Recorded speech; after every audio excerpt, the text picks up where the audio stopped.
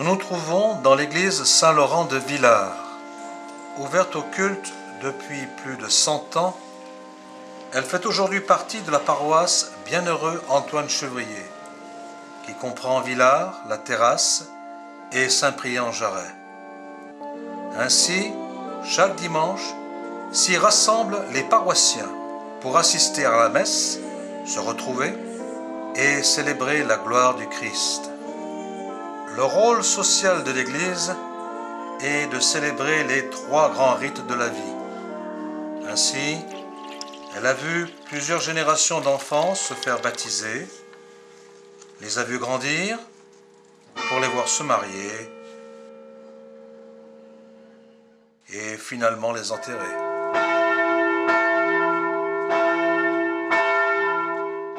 Mais l'Église n'a pas toujours rassemblé la communauté. En effet, d'importants problèmes dans la structure de celle-ci l'ont fragilisée pour l'avoir condamnée. Mais revenons sur son histoire. L'Église a été construite entre 1860 et 1862 pour remplacer l'ancienne église Saint-André, devenue trop petite et trop délabrée pour une population en pleine croissance. Quant à son clocher, il n'est édifié qu'en 1870. Dans une époque où la mine fait partie intégrante de la vie dans la région, on craint les accidents et les coups de grisou. Ce fut donc Saint-Laurent, patron des brûlés, qui sera choisi. En 1922, l'église est fermée au public pour cause de restauration et de consolidation des piliers latéraux qui commencent à s'effriter. Les prêtres se succèdent. Puis, en 1931, on décide de doter le clocher de nouvelles cloches, notamment pour remplacer l'une d'elles, qui est fêlée. Le prêtre prend contact avec l'entreprise Paccard et Fils, fondeur de cloches, avec qui, pendant plusieurs années, il correspondra afin de déterminer quelle cloche choisir. Enfin, le 8 novembre 1936, 3 nouvelles cloches qui donnent respectivement le sol, le mi et le do sont baptisées à la grande joie des Villardaires, avant de rejoindre la cloche qui donne le la, déjà en place. Les personnes qui ont assisté à l'événement s'en souviennent encore. Ah si, mais je me rappelle bien, c'est quand même, ça marquait quand même l'esprit. Je faisais partie des chanteuses, vous vous rendez compte?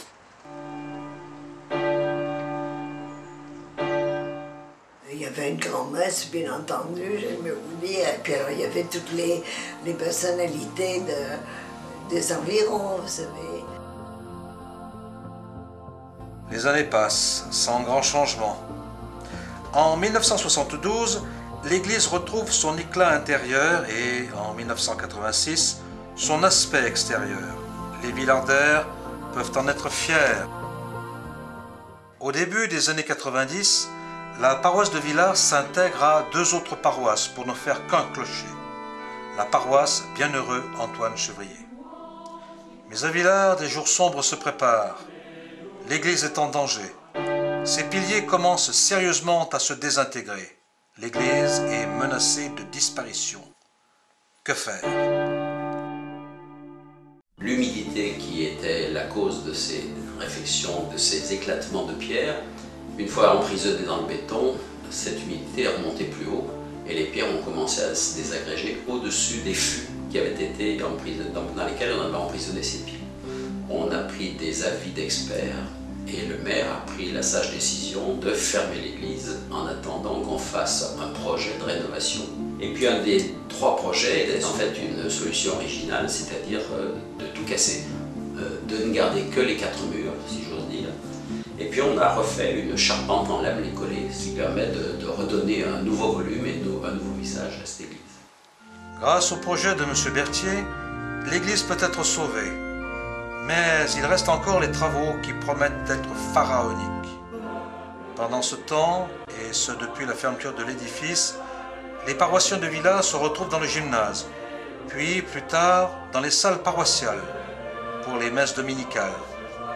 Mais comment la paroisse a-t-elle été impliquée dans ce chantier? On a eu la surprise de problèmes en fait inhérents à la structure de l'église, et donc le maire a fait fermer l'église en nous avertissant bien sûr, parce que c'est nous qui lui avions signalé en fait qu'il y avait des problèmes de fissures. Et puis s'est posé la question de pouvoir se retrouver avec la communauté paroissienne. Et donc on s'est rapatrié dans les salles paroissiales, aménagées de manière un peu permanente. L'église est d'abord les membres et les pierres de l'église sont d'abord chaque baptisé qui participe, qui vivent justement ce temps d'échange, de prière, de louange ensemble. La première phase des travaux débute en janvier 2006 avec l'installation d'une grue. Un périmètre de sécurité a déjà été installé un mois auparavant. Les mois de janvier à mars sont consacrés à la phase de démolition du deuxième étage de l'église. Par la suite, une fois que l'église a pris l'aspect d'un édifice bombardé, la phase de consolidation des murs latéraux, le chenage pour accueillir la nouvelle charpente, peuvent être envisagées. Ainsi, entre les giboulées et le printemps, les ouvriers s'affairent à la tâche. Une fois la toiture achevée, les tuiles posées, la phase de restauration intérieure peut commencer. Pendant l'été 2006, entre les vacances et le soleil, les ouvriers procèdent à un nettoyage intensif des murs, une restauration complète des vitraux, une réfection du sol. Début de l'automne, la phase finale commence. Les premiers éléments du nouveau mobilier arrivent et prennent place. Mais déjà du côté des administrations, on pense à une fête digne de ce nom. Début décembre, les travaux se terminent. L'église peut s'ouvrir au public. Les Villardaires ont la surprise d'entendre à nouveau les cloches sonner, après un an d'interruption.